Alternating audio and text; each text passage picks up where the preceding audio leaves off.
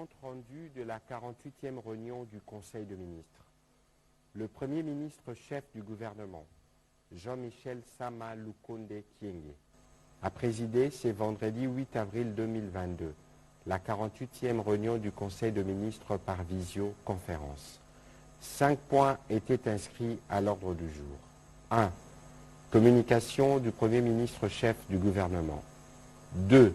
Point d'information. 3. Approbation d'un relevé des décisions du Conseil des ministres. 4. Examen et adoption des dossiers. Et 5. Enfin, examen et adoption de textes. Avant d'aborder le point relatif à sa communication, le ministre chef du gouvernement a informé le membre du Conseil du déplacement de son Excellence Monsieur le Président de la République, chef de l'État à Nairobi au Kenya, où il est parti formaliser l'adhésion de la République démocratique du Congo à la communauté des États de l'Afrique de l'Est, qui entérine la décision qui a fait l'objet d'un sommet extraordinaire de chefs d'État il y a quelques jours. Revenant sur sa communication, le Premier ministre chef du gouvernement a entretenu le membre du Conseil sur 5 points, à savoir 1. De l'explosion à Goma. Le Premier ministre a informé le Conseil de l'explosion qui a eu lieu dans la soirée du jeudi 7 avril 2022 dans un bar au Kakatindo dans la ville de Goma. Cette explosion a coûté la vie à 6 de nos compatriotes, blessé grièvement 2 et 13 autres. Pendant qu'il s'emploie à identifier de manière plus précise les causes de ces drames, le gouvernement témoigne sa solidarité aux familles éprouvées et souhaite un prompt rétablissement aux compatriotes blessés. Le Premier ministre a terminé ces points de sa communication par exprimer ses encouragements aux forces armées de la République démocratique du Congo qui sont engagés dans les fronts à l'est de la République pour y rétablir la paix. Le deuxième point de la communication du Premier ministre a porté sur la pénurie du carburant à la pompe sur l'ensemble du territoire national. À l'instar des autres pays du monde, confrontés aux conséquences du conflit russo-ukrainien, le Premier ministre chef du gouvernement a rappelé au Conseil que la République démocratique du Congo est également exposée aux perturbations dans l'approvisionnement de produits pétroliers avec un risque direct sur les prix de produits alimentaires ainsi que sur le coût des transports des biens et des personnes. C'est ainsi que le Premier ministre a présidé plusieurs réunions de crise avec le ministère sectoriel et les acteurs des secteurs concernés, notamment les secteurs pétroliers et les secteurs agroalimentaires, en vue de permettre au gouvernement de prendre des mesures appropriées qui tiennent compte de pistes de solutions dégagées lors de rencontres susmentionnées. Le troisième point de la communication du Premier ministre a porté sur la reprise effective des activités académiques sur toute l'étendue du territoire national. Au nom du gouvernement de la République, le Premier ministre a salué la signature de l'accord de Bibois entre le gouvernement et les banques syndicales de l'enseignement supérieur et universitaire, recherche scientifique et innovation technologique, permettant ainsi la reprise après plusieurs mois apaisée des activités académiques dans toutes les universités publiques du pays. Le quatrième point de la communication du Premier ministre a porté sur le lancement des activités de l'atelier des confections des tenues militaires.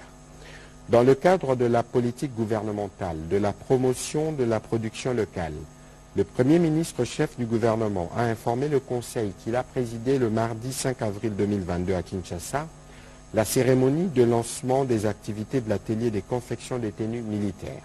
Au nom du gouvernement, il a salué l'initiative du ministre de la Défense nationale et ancien combattant qui rencontre la vision du gouvernement de promouvoir l'industrie locale. Le dernier point de la communication du Premier ministre a concerné le processus électoral. Il s'est dit satisfait de la publication par la CENI du calendrier des élections de gouverneurs de province après une longue période d'instabilité observée au niveau des institutions provinciales. Le gouvernement réitère son engagement à accompagner la CENI dans ces processus qui permettra à nos provinces d'avoir des dirigeants qui vont garantir la stabilité indispensable au développement socio-économique.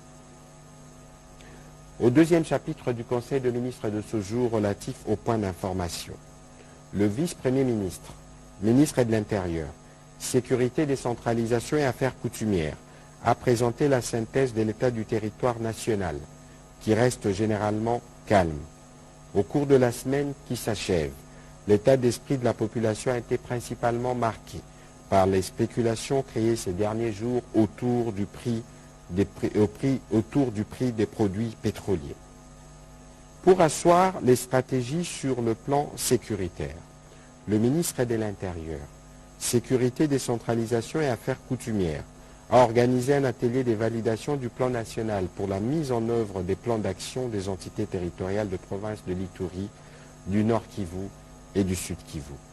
Ces plans opérationnels validés, a insisté le vice-premier ministre, va servir de tableau de bord, d'outils de suivi et de coordination des efforts susceptibles de contribuer à éliminer les causes profondes de problèmes sécuritaires majeurs dans la partie est de la République démocratique du Congo. Avant de terminer son propos, le vice-premier ministre, ministre de l'Intérieur, a annoncé au Conseil la libération de M. Germain Katanga et d'un chauffeur. Les négociations se poursuivent pour la libération de M. Thomas Lubanga et Floribert Ndjabou, ainsi que celle de 2 colonels des forces armées de la République démocratique du Congo qui sont pris en otage par les miliciens de la Codeco en Ituri. À la suite du vice-premier ministre, ministre de l'Intérieur, le ministre de la Défense nationale et ancien combattant a présenté les particularités sécuritaires sur l'ensemble du pays.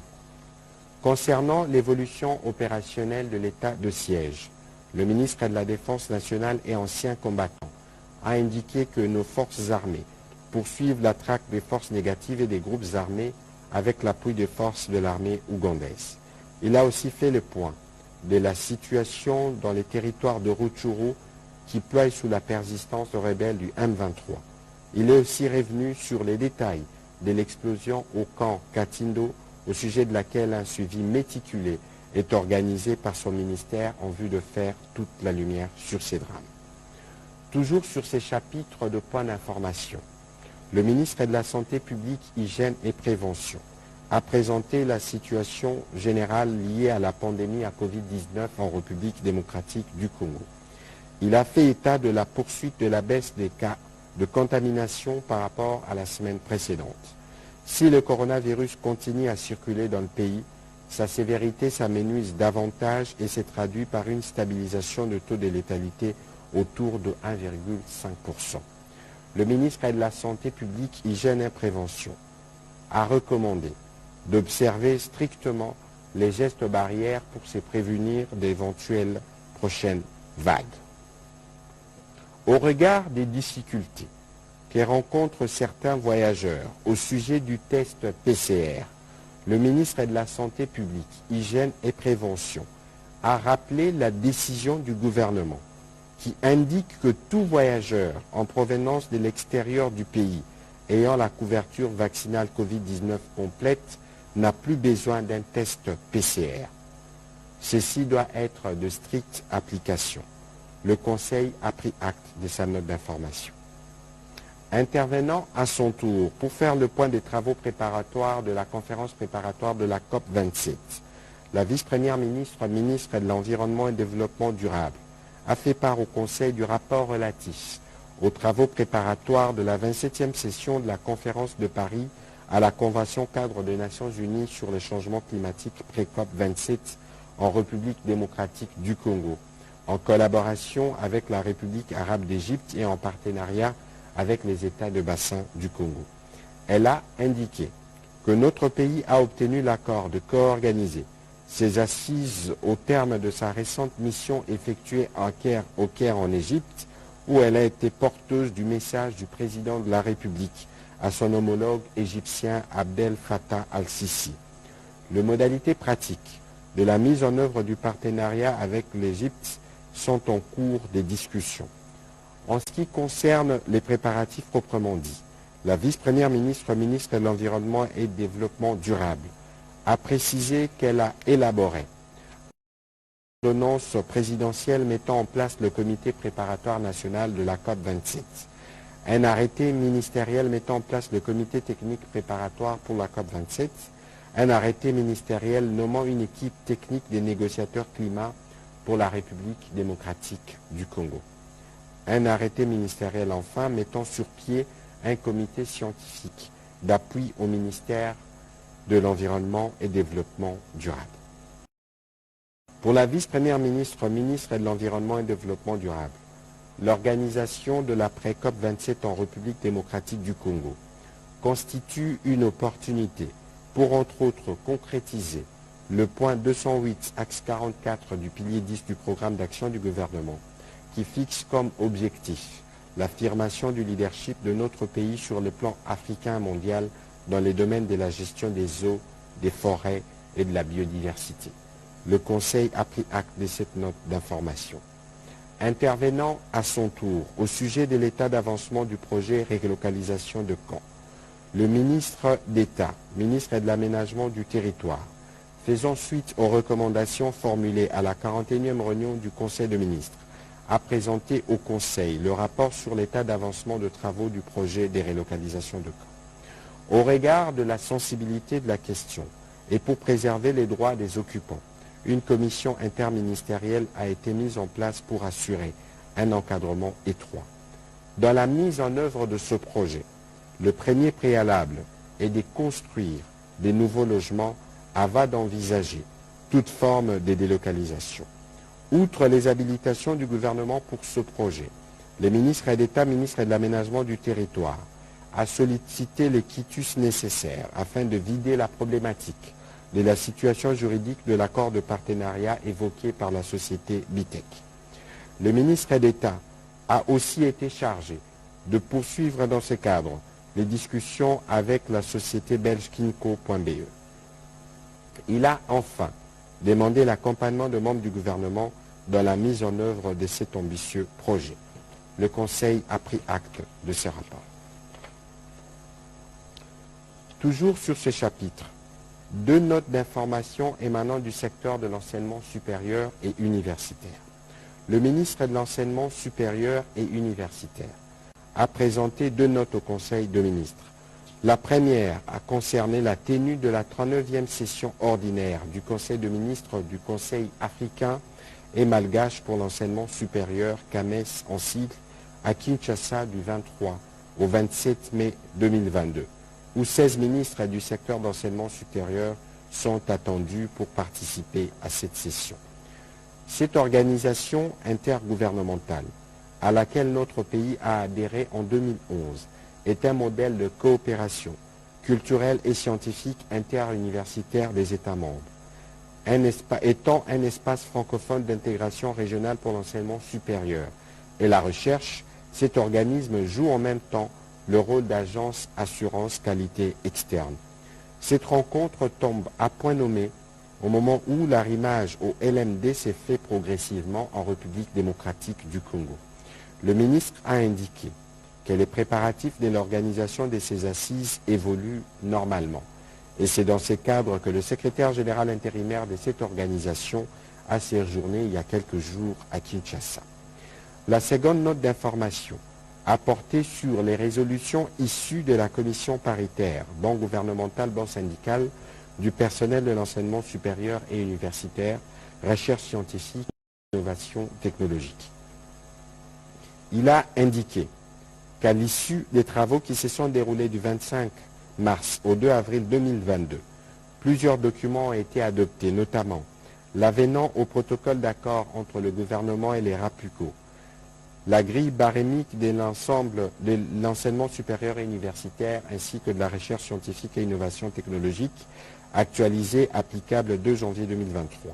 Le projet d'arrêté interministériel portant création du comité de suivi des résolutions et recommandations de la commission paritaire. Le protocole d'accord sanctionnant la fin de travaux de la commission paritaire, banc gouvernemental, banc syndical du personnel de l'enseignement supérieur et universitaire et de la recherche scientifique et innovation technologique. Afin de consolider la confiance rétablie entre le gouvernement et les différents syndicats et associations qui ont accepté d'élever la grève, Le ministre de l'Enseignement supérieur et universitaire a recommandé la mise en place effective du comité de suivi des résolutions de la commission paritaire, le respect des échéances de paiement convenues pour les différents rubriques et l'accompagnement du gouvernement pour garantir une reprise effective et apaisée des enseignements dans les instituts et universités publiques sur l'ensemble du territoire national et prendre des dispositions pour prévenir toute autre initiative de grève dans les jours à venir. Le Conseil en a pris acte. Au chapitre 3 du Conseil de ministres de ce jour, relative à l'approbation d'un relevé des décisions du Conseil de ministres, le Conseil de ministres a adopté le relevé des décisions prises lors de sa 47e réunion tenue le vendredi 1er avril 2022. Au chapitre 4 de ce jour, relatif à l'examen et à l'adoption des dossiers, 3 dossiers ont été analysés. 1. De la collecte, recyclage et traitement des déchets à Kinshasa.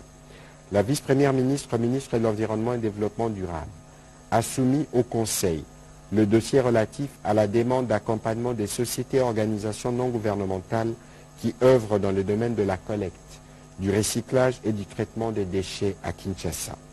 Elle a indiqué que cette initiative s'inscrit dans le cadre de la mise en œuvre des engagements internationaux que notre pays a souscrits dans le domaine de l'environnement et singulièrement dans l'assainissement du milieu. Ces projets concrétisent également l'une des recommandations de la 5e réunion du Conseil de ministres tenue en mai 2021, visant à accompagner la ville-province de Kinshasa dans ses opérations d'assainissement. La vice-première ministre, ministre de l'Environnement, a informé le Conseil de la signature par elle de 2 conventions de partenariat, respectivement avec les sociétés Kinplast et Okeplast.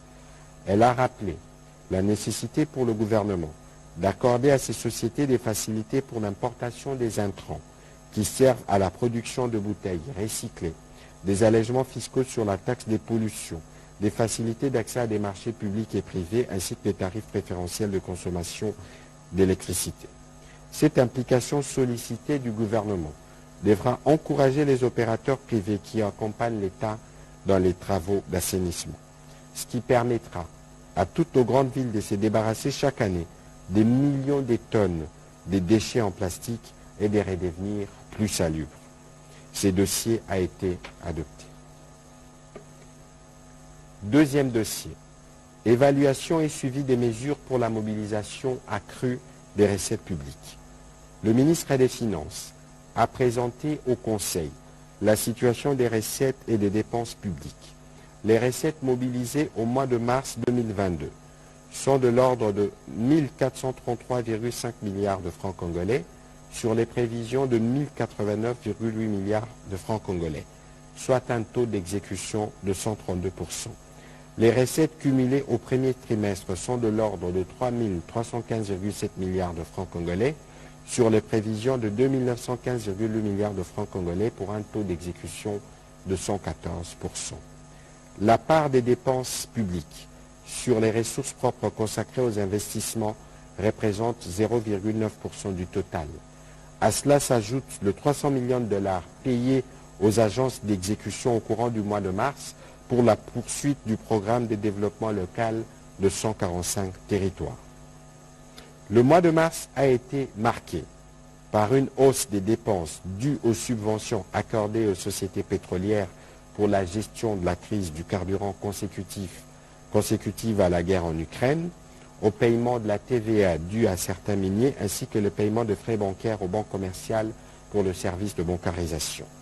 Le Premier ministre a vivement recommandé une prudence dans la gestion des dépenses publiques afin de dégager les ressources suffisantes pour faire face aux effets multiples et inattendus de la crise en cours. Après débat et délibération, le Conseil a adopté ces dossiers. Troisième dossier, projet d'appel d'offres pour l'attribution de droits d'hydrocarbures. Le ministre des Hydrocarbures a présenté au Conseil le projet de lancement d'appel d'offres sur les blocs pétroliers ouverts à l'exploration dans les différents bassins sédimentaires de la République démocratique du Congo.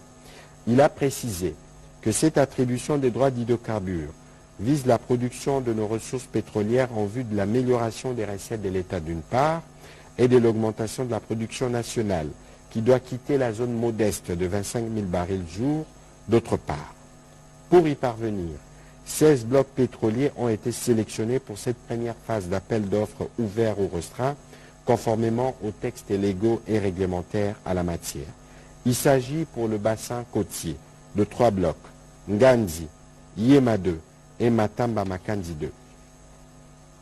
Pour la cuvette centrale, 9 blocs, Moero, Upemba, bloc 4, bloc 4B, bloc 6, bloc 18, bloc 21, bloc 22 et bloc 25. Pour le Graben Tanganyika, 4 blocs, Kibanga Kishosi, Kalemi, Kituku Moliro et Moulula Lubanga Mouala. Le ministre des Hydrocarbures a sollicité du gouvernement l'approbation de ce projet en vue de mettre en place une commission ad hoc composée de 15 membres et de recourir à une expertise qualifiée en appui à celle-ci pour veiller au respect des étapes de la procédure d'appel d'offres. Après débat et délibération, ce dossier a été adopté. Dernier chapitre du Conseil de ministres de ce jour, relatif à l'examen et à l'adoption de 2 projets de texte. Premier texte, projet de loi portant prorogation de l'état de siège.